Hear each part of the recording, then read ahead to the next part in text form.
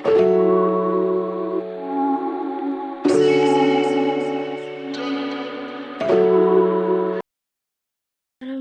warahmatullahi wabarakatuh. Perkenalkan, nama saya Wahimatu Zakia. Di sini saya akan mempresentasikan hasil resun saya yang berjudul koleksi sampel dan pengelolaan sampel. Untuk yang pertama adalah saluran kelamin wanita. Spesimen sitologi meliputi apusan serviks, apusan vagina, aspirasi, dan apusan endothelium. Contoh spesimennya adalah apusan serviks, di mana kanker serviks merupakan kanker yang terjadi di area saluran kelamin wanita. Kanker serviks biasanya dimulai dari fase penyakit preinvasi. Secara mikroskopik menunjukkan adanya kejadian spektrum kejadian yang berlanjut dari tingkat 1 sampai tingkat 3. Koleksi sampel dan pengelolaan sampel. Ada 6 tahapan, yaitu 1. Persiapan pasien, yang kedua pengambilan sampel, yang ketiga perangkat pengambilan sampel, yang keempat persiapan semir, dan yang kelima adalah pengelolaan semir, dan yang terakhir pewarnaan. Untuk persiapan pasien sendiri, pasien diinstruksikan untuk tidak menyemprotkan apapun ke vagina sebelum datang atau pengambilan apusan, atau setidaknya sebelum pemeriksaan dimulai, 1 minggu sebelum pemeriksaan. Tidak ada obat dan sediaan interval yang digunakan, dan semir tidak boleh diambil selama pendarahan menstruasi karena kontaminan dengan darah. Untuk yang kedua, pengambilan sampel. Pengambilan sampel di sini, pengambilan sitologi serviks lebih akurat untuk diagnostik sitologi apabila komposisinya mencerminkan lapisan mukosa serviks dalam jumlah yang wajar. Untuk yang ketiga, perangkat pengambilan sampel. Perangkat pengambilan sampel di sini memiliki peran penting dalam kecukupan sampel atau mendapatkan sampel yang adektif.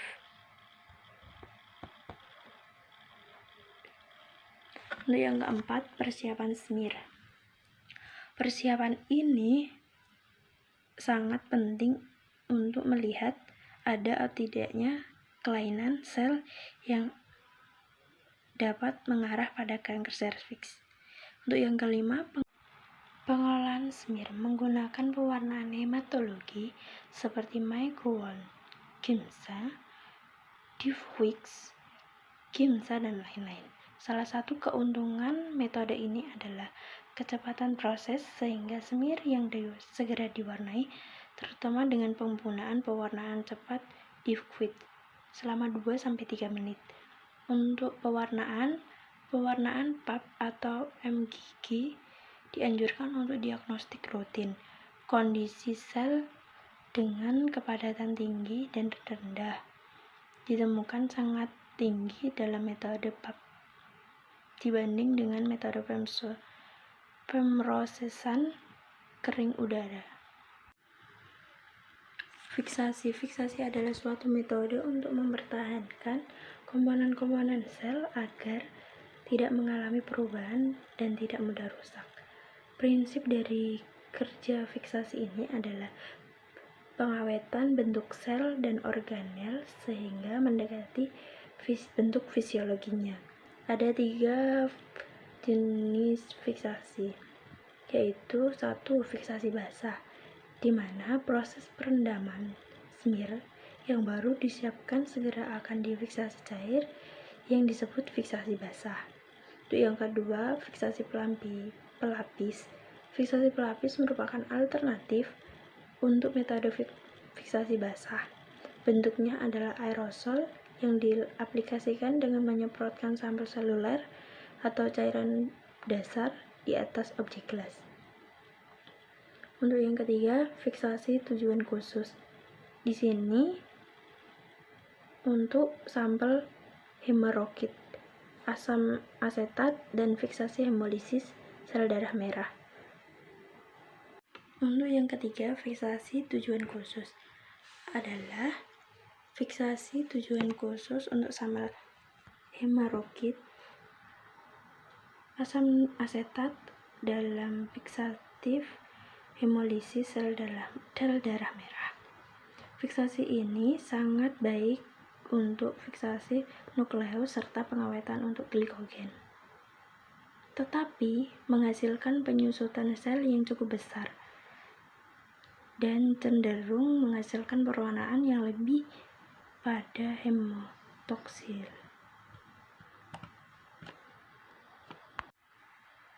Pewarnaan Papanicolaou adalah salah satu pewarnaan yang paling banyak digunakan dalam sitologi, yang fungsinya untuk membantu ahli patologi dalam mendiagnostik.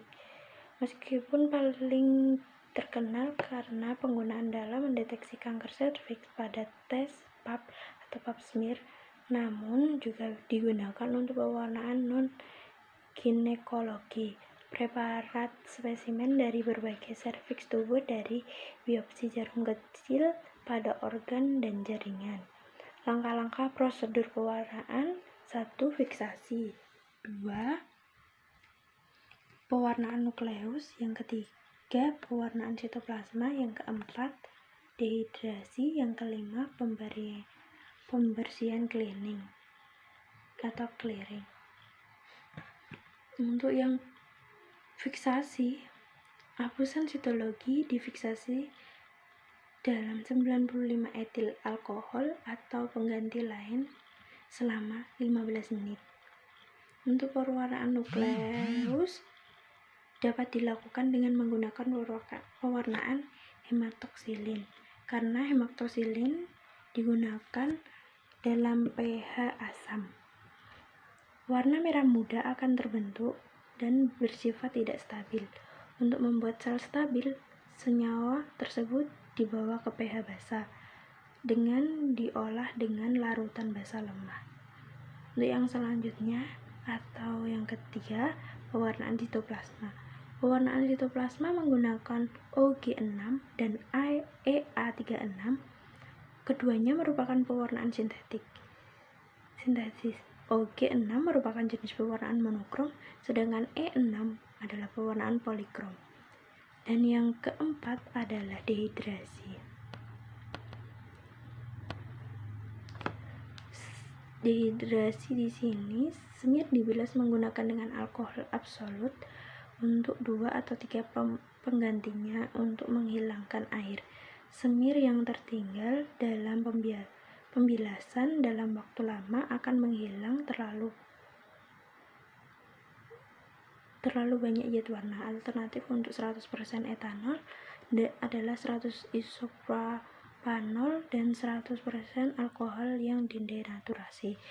Untuk yang terakhir adalah pembersihan atau cleaning. Sel tidak transparan saat smear berada dalam larutan pewarnaan atau alkohol. Selama proses clearing atau pembersihan, alkohol diganti dengan Hyalin dan juga dapat larut dengan media atau perekat. Hyalin memiliki indeks biasa seperti kata yang media mouthing atau perekat, di mana hal ini mencegah distoris seluler.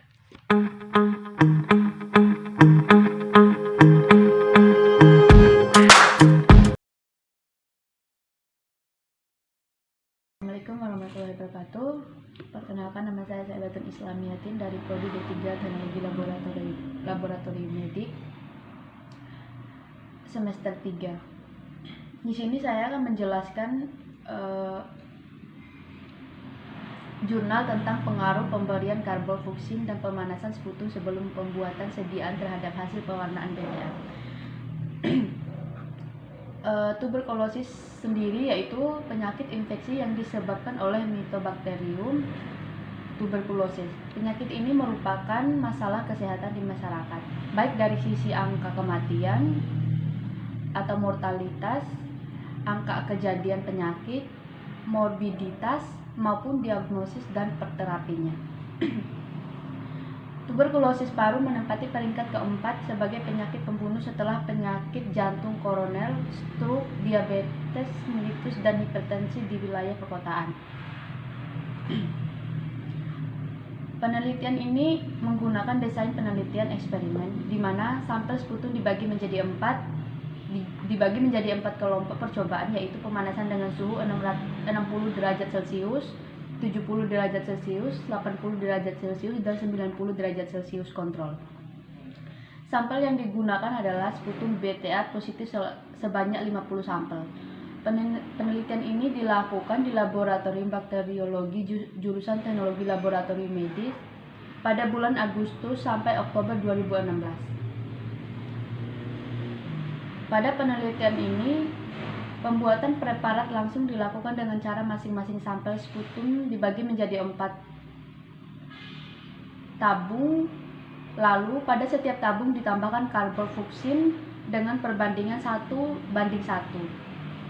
Masing-masing tabung dipanaskan dalam waterbed dengan suhu berbeda, yaitu tabung 1 dipanaskan pada suhu 60 derajat Celcius, tabung kedua dipanaskan pada suhu 70 derajat Celcius, tabung ketiga dipanaskan pada suhu 80 derajat Celcius, dan tabung keempat dipanaskan pada suhu 90 derajat Celcius sampai menguap.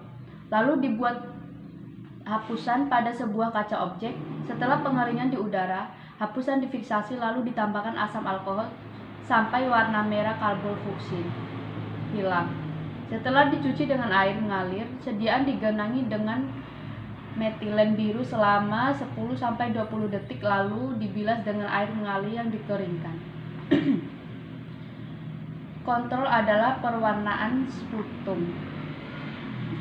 Dan hasil dan pembahasannya sendiri yaitu berdasarkan hasil penelitian terhadap 10 sampel sputum dengan BTA positif dengan perlakuan sputum terlebih dahulu diberikan karbofluksin dan dipanaskan dengan beberapa suhu yang didapat seperti tertera pada tabel berikut.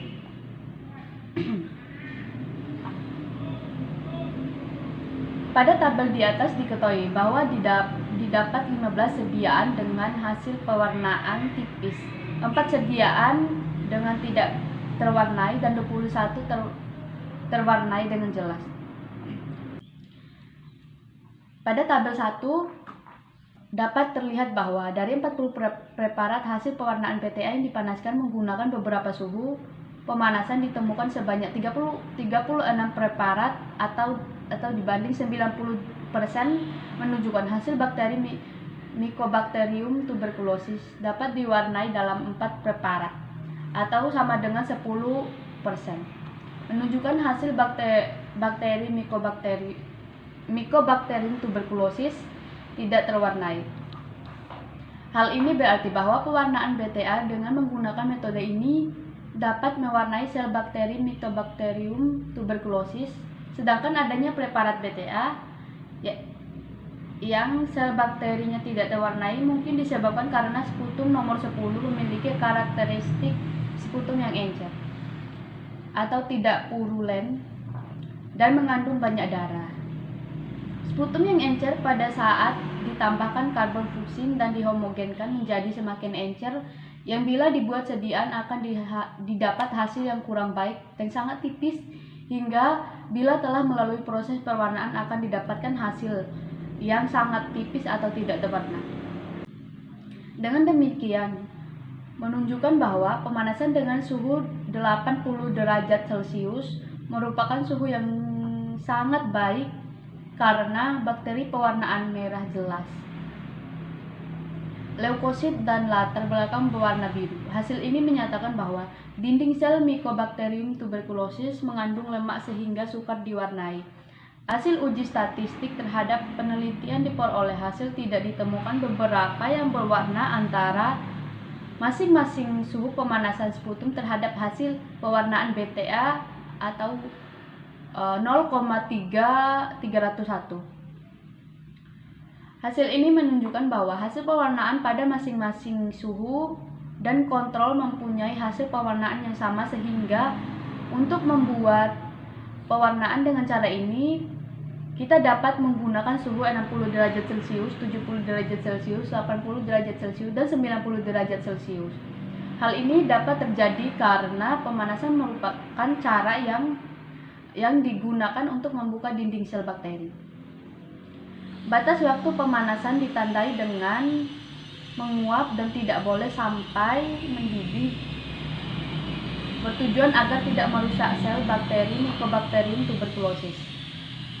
Mycobacterium tuberculosis merupakan bakteri tahan asam yang mempunyai dinding sel yang kaya akan peptidoglikan dan lipid sehingga tidak dapat menyerap zat warna. Pemanasan sangat dibutuhkan agar BTA dapat menyerap zat warna. Hasil penelitian ini juga menunjukkan bahwa kelebihan dan kelemahan dari pembuatan sediaan menggunakan sputum yang telah ditambahkan karbofluksin dan dipanaskan terlebih dahulu. Kelebihan dari cara ini yaitu dapat mengurangi penularan TB pada petugas yang menangani pemeriksaan BTA di laboratorium. Hal ini disebabkan karena berkurangnya waktu kontak petugas dengan sputum segar. Coli yang dilakukan menggunakan sputum segar membutuhkan waktu yang cukup lama sehingga kontak petugas menjadi lebih lama. Namun dengan metode ini, coli dilakukan pada saat bakteri dalam sputum sudah mati karena penambahan karbon fluksin dan pemanasan sehingga petugas sama sekali tidak kontak dengan sputum segar agar saat pembuatan step preparat pewarnaan BTA. Selain itu, apabila dibutuhkan pengulangan pembuatan pewarnaan, maka bila menggunakan metode ini memerlukan waktu yang lebih cepat.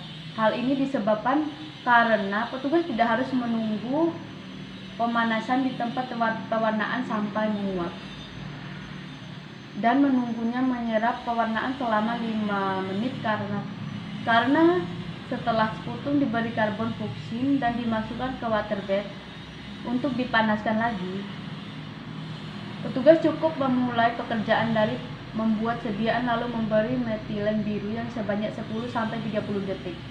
Selain itu, kelebihan ditemukan pula beberapa kelemahan dari penelitian ini yang harus diteliti lebih lanjut untuk penyempurnaannya, yaitu yang pertama, warna lebih tipis.